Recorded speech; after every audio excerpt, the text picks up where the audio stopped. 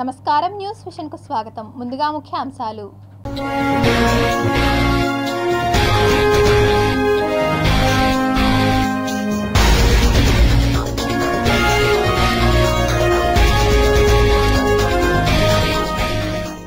రష్యాపై Ukraine చావు దెబ్బ, 50,000 మంది సైనికులు మృతి. తెలుగు రాష్ట్రాల్లో ఎన్నికల నోటిఫికేషన్ విడుదల చేసిన సిఈసి రాజీవ్ కుమార్, నేటి నుండి నామినేషన్ల పర్వం. సీఎం జగన్ యాత్రపై నిఘా, కీలక నిర్ణయం తీసుకున్న పోలీసు శాఖ. 17వ రోజుకు చేరిన బస్సు యాత్ర. నిరాడంబరంగా నామినేషన్ దాఖలు చేసిన తిరుపతి వైఎస్ఆర్సీపీ అభ్యర్థి. అభివృద్ధే గెలుపునకు దిక్సూచి అన్న అభినయ్ రెడ్డి. చంద్రబాబు, పవన్ కళ్యాణ్ తలకిందులుగా తపస్సు చేసినా వాళ్ల ప్రభుత్వం వచ్చేది లేదు. ధీమా వ్యక్తం చేసిన TTD chairman MLA Bhumana Karunakar Reddy. చంద్రబాబువి వీలు కాని హామీలు, మళ్లీ మోసం చేసేందుకు సిద్ధమయ్యారన్న మంత్రి పెద్దిరెడ్డి రామచంద్రారెడ్డి. వేడుకగా కోదండరాముని పట్టాభిషేకం. శ్రీరామనామ స్మరణలతో మారుమ్రోగిన దివ్యక్షేత్రం.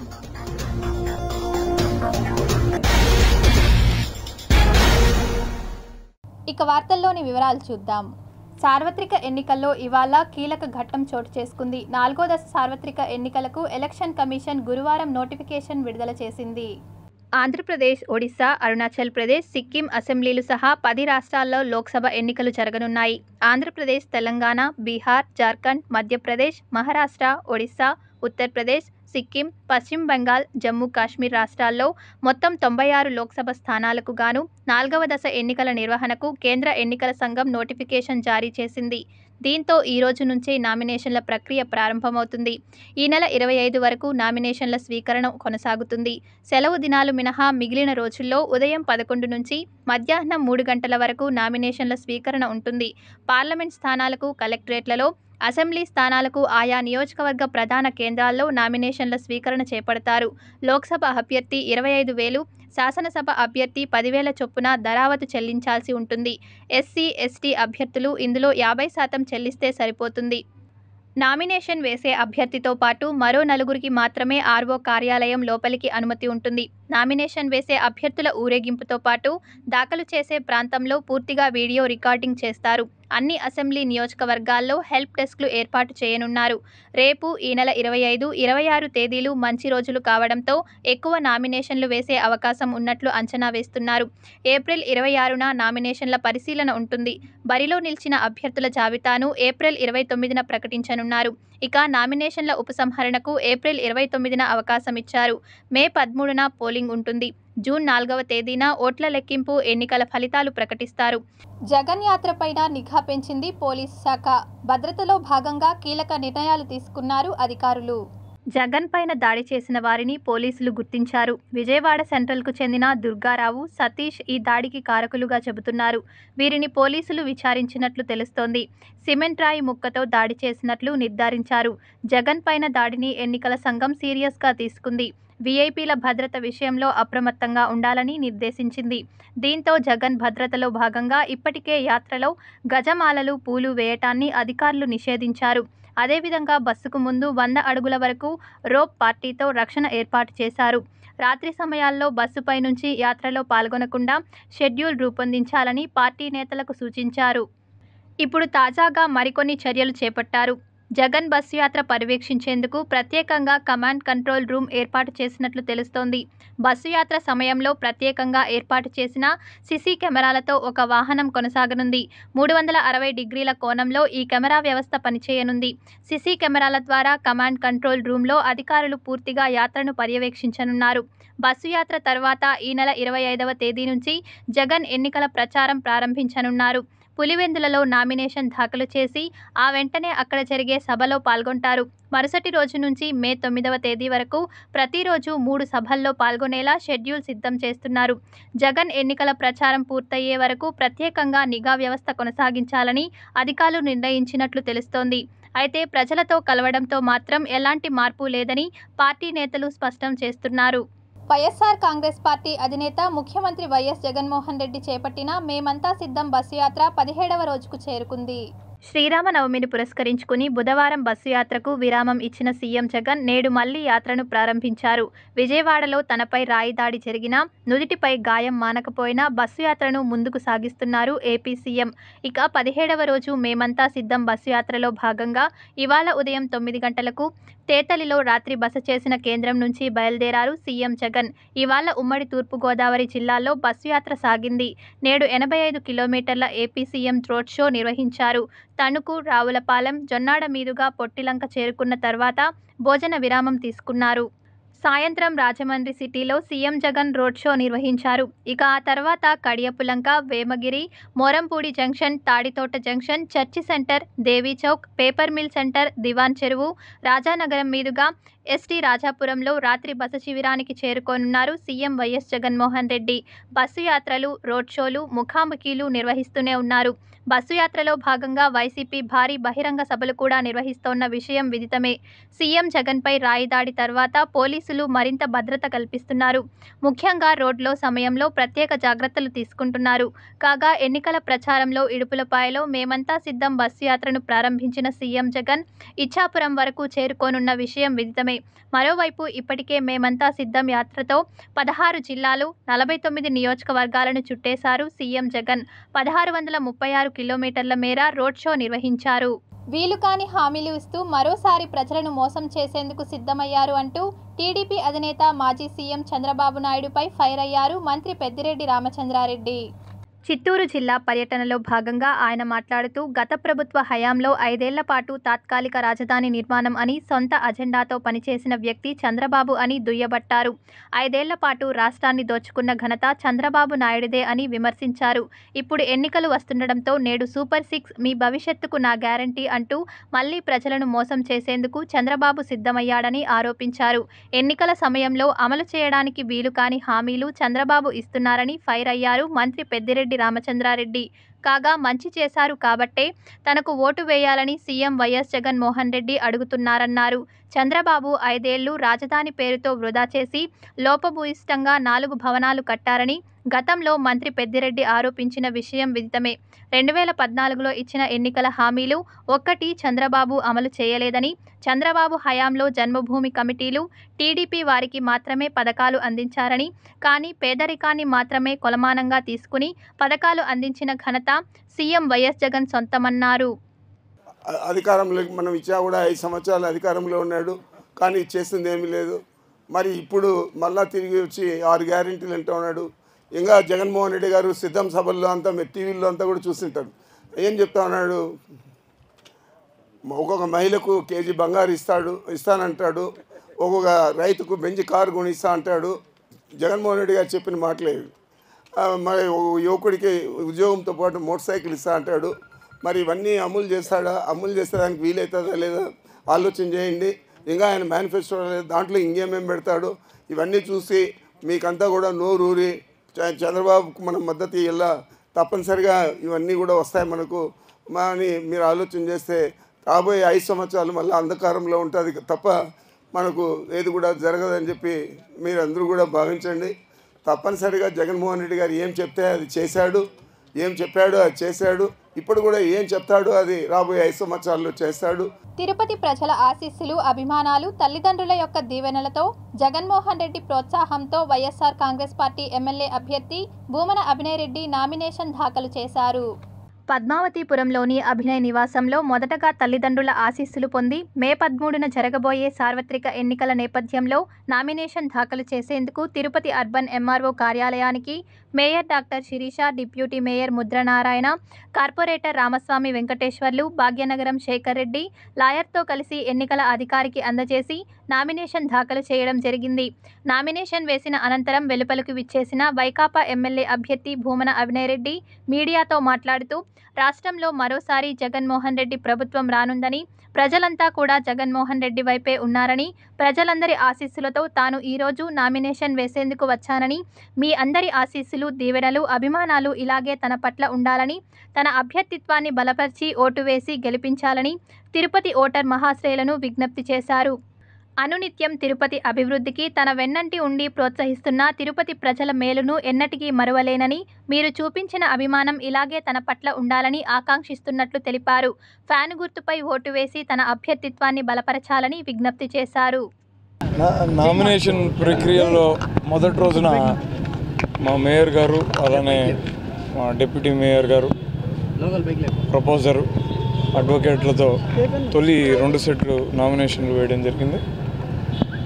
ఇప్పటివరకు ఎన్నికల ప్రచారం అంతా కూడా బాగా తిరుపతి నగరంలో వైఎస్ఆర్ కాంగ్రెస్ పార్టీ పెద్ద ఎత్తున చేపట్టింది.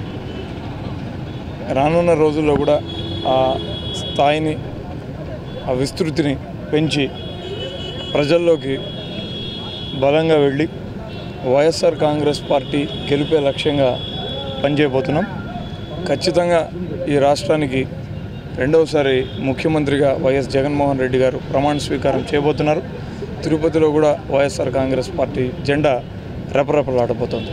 పవన్ కళ్యాణ్, చంద్రబాబు నాయుడు ఇరువురు తల కింద పెట్టి తపస్సు చేసినా అధికారంలోకి రారని TTD chairman MLA Bhumana Karunakar Reddy తెలిపారు. TTD chairman, Tirupati MLA Bhumana Karunakar Reddy గురువారం ఉదయం స్థానిక 31వ డివిజన్ పరిధిలో ఇంటింటా ఎన్నికల ప్రచారం నిర్వహించారు. గడప గడపకు వెళ్లి కరపత్రాలు అందజేస్తూ ఫ్యాన్ గుర్తుకే ఓట్లు వేయాలని భూమన అభ్యర్థించారు. వైఎస్ జగన్మోహన్ రెడ్డిని మళ్లీ ముఖ్యమంత్రిని చేసుకుందామని, జగనన్న అభివృద్ధి, సంక్షేమ పథకాలను రెట్టింపు స్థాయిలో అమలు చేస్తారని తెలిపారు. వైఎస్ జగన్మోహన్ రెడ్డి ఔదార్యంతోనే తిరుపతిలో అభివృద్ధి, సంక్షేమ కార్యక్రమాలు పెద్ద ఎత్తున జరిగాయన్నారు. భూమన అభినయ్ని ఆశీర్వదించాలని కోరారు. ఈ సందర్భంగా ప్రజలు పెద్ద ఎత్తున భూమన కరుణాకర్ రెడ్డిని స్వాగతించారు. గడప గడపలో పూల చల్లుతూ, వీధి వీధిలో గజమాలలతో సత్కరించారు. అడుగడుగునా నీరాజనాలు పలికారు. ఈ కార్యక్రమంలో మేయర్ శిరీష, కార్పొరేటర్లు పొన్నాల చంద్ర, ఎం శేఖర్ రెడ్డి, ఆరణి సంధ్య, ఆదిలక్ష్మి, దూది కుమారి, కల్పన, కోఆప్షన్ సభ్యులు పెద్ద ఎత్తున పార్టీ కార్యకర్తలు పాల్గొన్నారు. జగన్మోహన్ రెడ్డి గారు ఇచ్చినటువంటి సంక్షేమ ఫలితాలని అనుభవిస్తూ ఇలాంటి నాయకుడే మాకు ఉండాలి, ఈయన ఉంటేనే మళ్ళీ మాకు సంక్షేమ పథకాలు అందుతాయి, చంద్రబాబు నాయుడు వస్తే సంక్షేమం అంతా కూడా గాలికి కొట్టుకుపోతుంది, అతని ప్రాధాన్యాలు పెద్దలకు మంచి చేయటమే తప్ప పేదోళ్లకు కాదు, బలహీన వర్గాల వాళ్లకు, బలహీన కులాలకు, షెడ్యూల్డ్ కులాలకు, ముస్లింలకు మంచి చేయాలన్నటువంటి చింతన, తపన మనస్సులో ఉండటమే కాకుండా ఆచరణలో చేసి నిరూపించినటువంటి వ్యక్తి జగన్మోహన్ రెడ్డి గారు. జగన్మోహన్ రెడ్డి గారిని పోగొట్టుకోవటం అంటే మా జీవితాలను మేమే సర్వనాశనం చేసుకోవటం అవుతుంది. కనుక తప్పనిసరిగా జగన్మోహన్ రెడ్డి గారికి ఓట్లు వేస్తాం, మళ్ళీ ఆయనకే అధికారం ఇస్తాం. ఆయన అధికారం ఆయనకి ఇచ్చినాము అంటే మేము అధికారంలో మేము ఉన్నాము అనే తృప్తి మాకు అని పేదోళ్లంతా కూడా భావిస్తున్నారు. తిరుపతి జిల్లాలోని ఒక పార్లమెంట్ సెగ్మెంట్ 7 అసెంబ్లీ నియోజకవర్గాలకి భారత ఎన్నికల కమిషన్ విడుదల చేసిన మేరకే ఎలక్షన్ గెజిట్ నోటిఫికేషన్లో విడుదల చేశామని జిల్లా ఎన్నికల అధికారి కలెక్టర్ ప్రవీణ్ కుమార్ తెలిపారు. తిరుపతి జిల్లాలో ప్రశాంత వాతావరణంలో ఎన్నికలు నిర్వహిస్తున్నామని, రాజకీయ పార్టీల అభ్యర్థులు అందరూ సహకరించాలని జిల్లా కలెక్టర్ ప్రవీణ్ కుమార్ సూచించారు. జిల్లా కలెక్టర్ కార్యాలయంలో ఏర్పాటు చేసిన విలేకరుల సమావేశంలో జిల్లా ఎస్పీ కృష్ణకాంత్ పాటిల్తో విలేకరుల సమావేశాన్ని ఏర్పాటు చేశారు. Wherever recently done and it may be like violation of model code of conduct, we will immediately acting on that. Me paper lo meeru rasina kuda we are attending to that. Second important point is now nomination start ayindi. Expenditure observers have already come to our district. So ee samayamlo any advertisement in both electronic and print media ippudu kuda chestunnamu. ఇప్పటి నుంచి there is ceiling ఉంది, candidates ఎంత ఖర్చు చేయాలి ceiling ఉంది కాబట్టి everything will be counted against the candidate. Maybe after last date of nomination 25th నుంచి start అవుతుంది. ఈ రోజు నుంచి కూడా క్యాండిడేట్స్ ఎవరు ఫైల్ చేస్తారు, ఈ రోజు నుంచి వాళ్ళ expenditure along with number of flags, vehicles, loud speakers then campaigns అన్నీ కూడా కవర్ అవుతాయి. ఎలక్షన్ ఎక్స్పెండిచర్ ఆబ్జర్వర్ కూడా నమోదు చేస్తారు. ఇందులో ఒకటి మన జిల్లా లెవెల్ ప్రెస్, ప్రింట్ మీడియాలో ముఖ్యంగా and electronic media also any political advertisement you must publish the name of the printer. Ever printer like some advertisement will come to you, so that should be properly notified ever dwara chestunnaru, so that in the case of any expenditure that should be recorded, and also in case of model code of MCC violation, that particular publisher shall also be held responsible. This is important.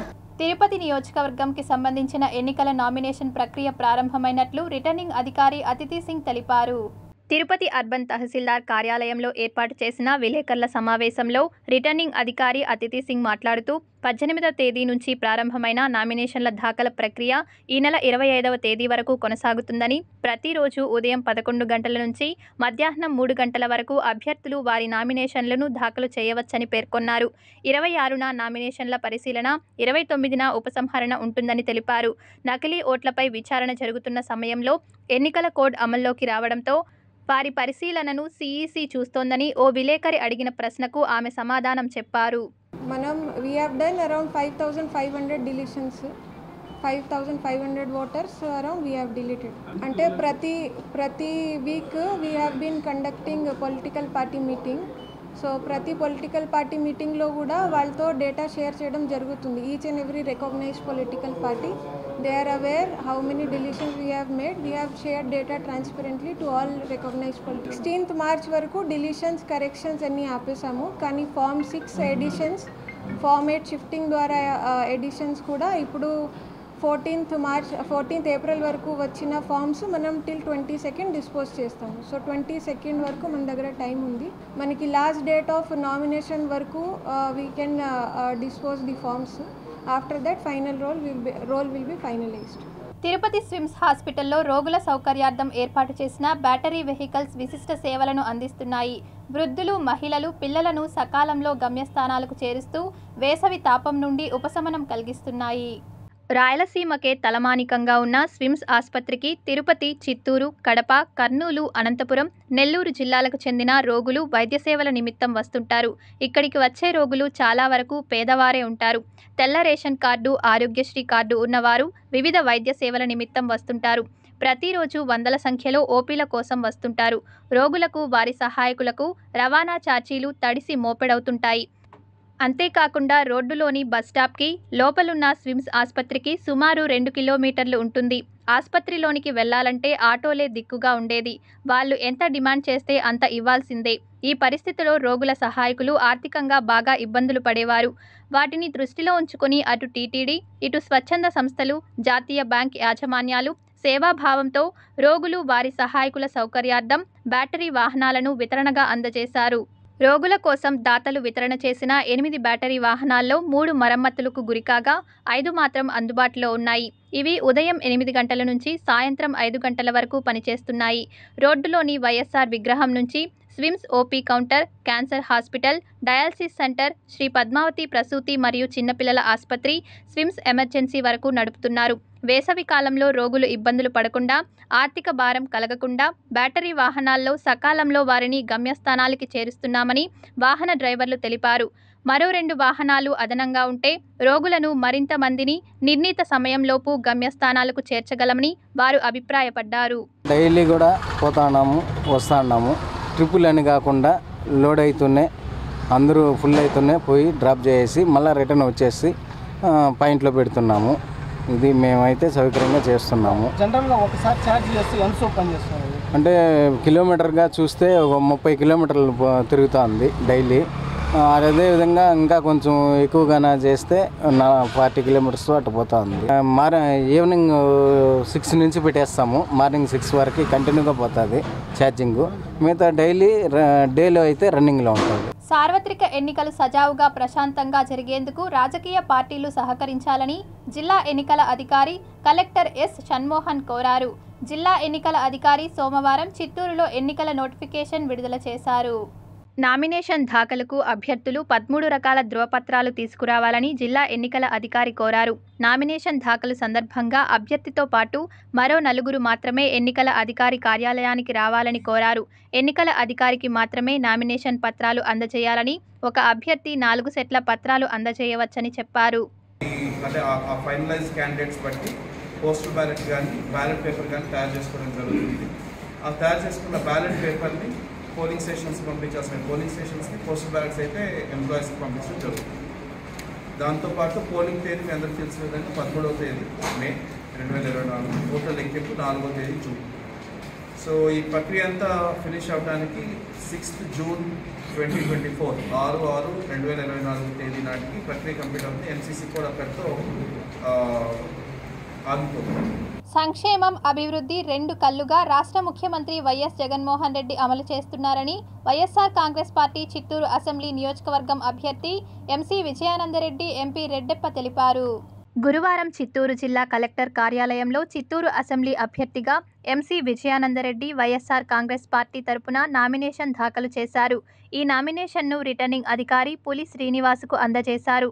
అనంతరం మీడియాతో మాట్లాడుతూ రాష్ట్రంలో సంక్షేమం అభివృద్ధి వేగంగా అమలవుతుందని వెల్లడించారు. ప్రతి ఇంటికి సంక్షేమ ఫలాలు అందుతున్నాయని, ఈ సంక్షేమం అభివృద్ధి కొనసాగాలంటే వైఎస్ఆర్ కాంగ్రెస్ పార్టీ అధికారంలోకి వచ్చి రాష్ట్ర ముఖ్యమంత్రిగా మళ్లీ వైఎస్ జగన్మోహన్ రెడ్డి ప్రమాణ స్వీకారం చేయాలని, ప్రజలు ఫ్యాను గుర్తుపై ఓట్లు వేసి అత్యధిక మెజార్టీతో గెలిపించాలని విజ్ఞప్తి చేశారు. ఎంపీ రెడ్డెంప మాట్లాడుతూ తెలుగుదేశం పార్టీకి ఇది చివరి ఎన్నికలని అన్నారు.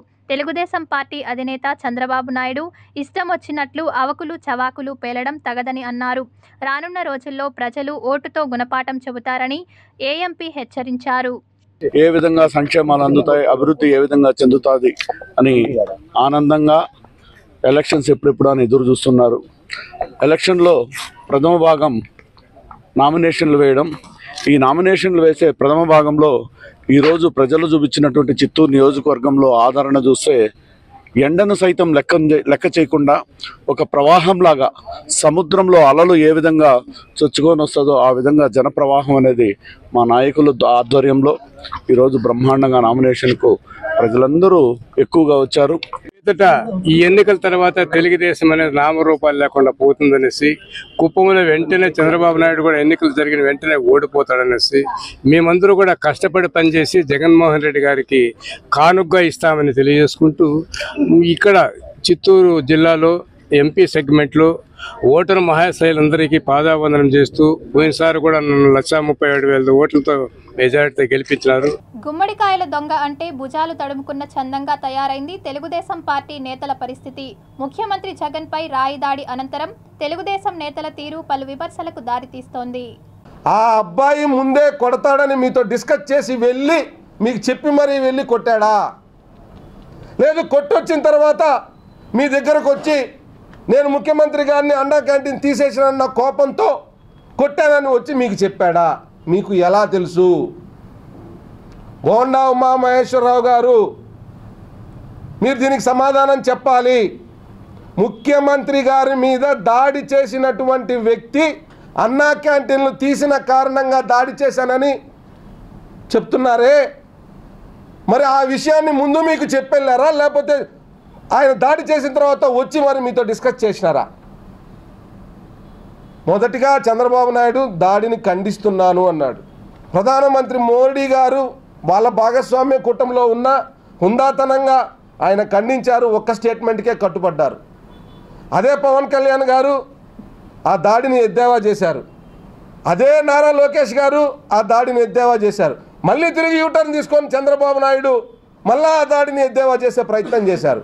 తిరుపతి శాసనసభ్యులు టీటీడీ చైర్మన్ భూమన కరుణాకర్ రెడ్డి, వైఎస్ఆర్సీపీ అభ్యర్థి భూమన అభినయ్ రెడ్డిలపై విమర్శించే నైతిక హక్కు కూటమి ఉమ్మడి అభ్యర్థి ఆరణి శ్రీనివాస్కు లేదని వైఎస్ఆర్సీపీ అధికార ప్రతినిధి నీలం బాలాజీ తీవ్రస్థాయిలో మండిపడ్డారు.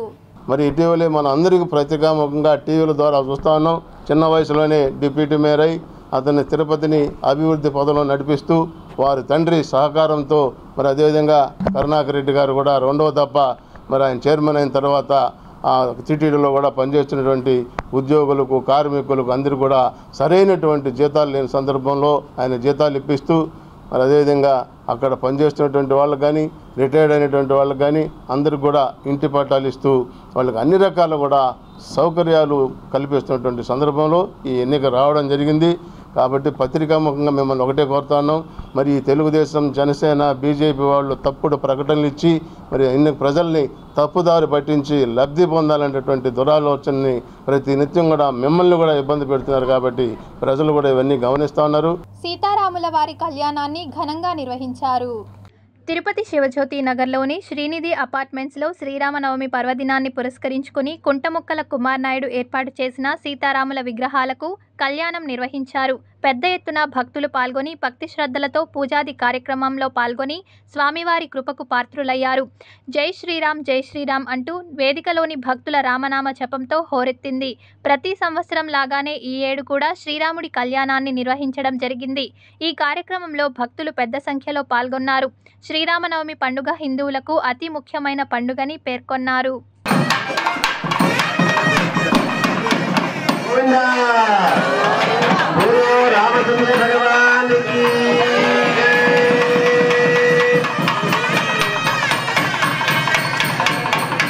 తిరుపతి శ్రీ పద్మావతి మహిళా డిగ్రీ అండ్ పీజీ కళాశాలకు స్వయం ప్రతిపత్తి హోదా కలగడంతో విద్యాసంస్థ పురోభివృద్ధికి ప్రణాళికలను సిద్ధం చేస్తున్నట్లు ఆ కళాశాల ప్రిన్సిపల్ నారాయణమ్మ తెలిపారు. తిరుపతి శ్రీ పద్మావతి మహిళా డిగ్రీ అండ్ పీజీ కళాశాలలో ప్రిన్సిపల్ నారాయణమ్మ అధ్యక్షతన బోర్డ్ ఆఫ్ స్టూడియస్పై కళాశాల విభాగాధిపతులతో అధ్యాపకులతో సమావేశాన్ని నిర్వహించారు. ఈ సమావేశంలో పలు అంశాలపై చర్చించారు. సిలబస్, టీచింగ్ మెథడ్స్ డెవలప్మెంట్పై చర్చించి అజెండా రూపొందించారు. ఆ డిపార్ట్మెంట్ హెడ్ చైర్పర్సన్గా ఉంటారు, వాళ్ళే కన్వీన్ చేస్తారు. ఆ కన్వీన్ చేసేసాక వాళ్ళు అజెండాలో ఏమేం పాయింట్స్ పెట్టుకున్నారు, ఏమేం రెజల్యూషన్స్ తీసుకున్నారు అనే సమాచారాన్ని కూలంకషంగా ప్రిన్సిపల్కి సబ్మిట్ చేయడం జరుగుతుంది. ఇక్కడ అకాడమిక్ కౌన్సిల్లో పెడతారు దాన్ని. అంటే బీఓఎస్లో తీసుకున్న నిర్ణయాలన్నీ కూడా అకాడమిక్ కౌన్సిల్లో పెట్టడం జరుగుతుంది. దానికి మెంబర్ కోఆర్డినేటరే అన్నీ కూడా చూసుకుంటారు అకాడమిక్ కౌన్సిల్లో. అకాడమిక్ కౌన్సిల్లో అప్రూవ్ అయిన తర్వాత మేము గవర్నింగ్ బాడీలో పెట్టి అప్రూవల్ తీసుకోవడం జరుగుతుంది.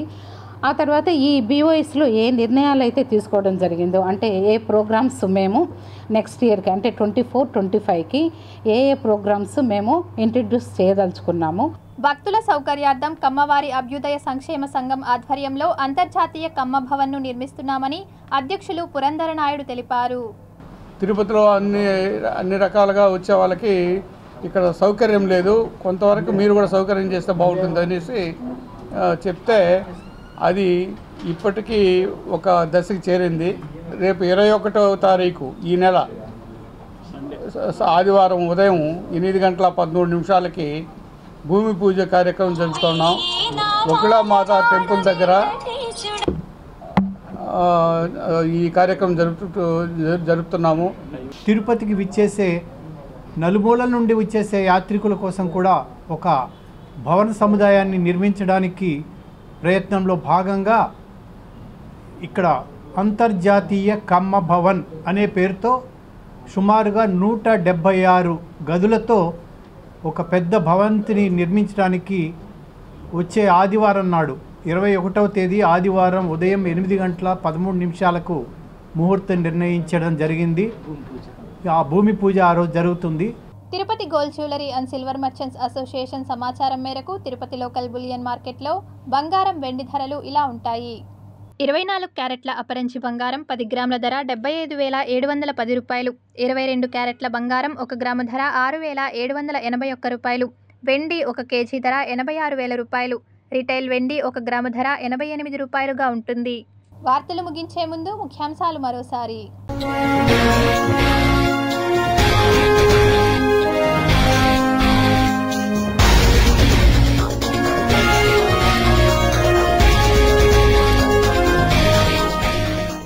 రష్యాపై ఉక్రెయిన్ చావు దెబ్బ 50,000 మంది సైనికులు మృతి.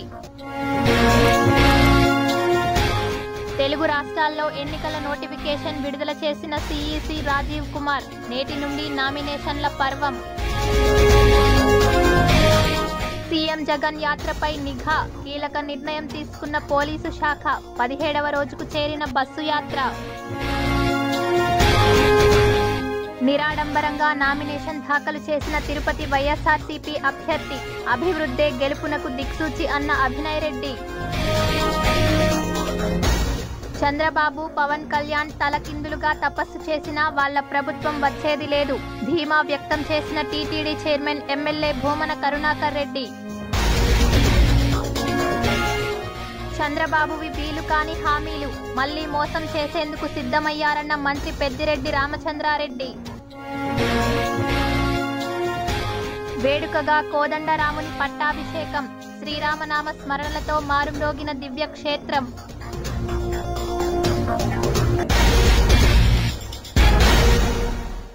ఈ వార్తలు ఇంతటితో సమాప్తం. సమగ్ర సమాచారంతో న్యూస్ విషన్లో మళ్ళీ కలుద్దాం. అంతవరకు సెలవు. నమస్కారం.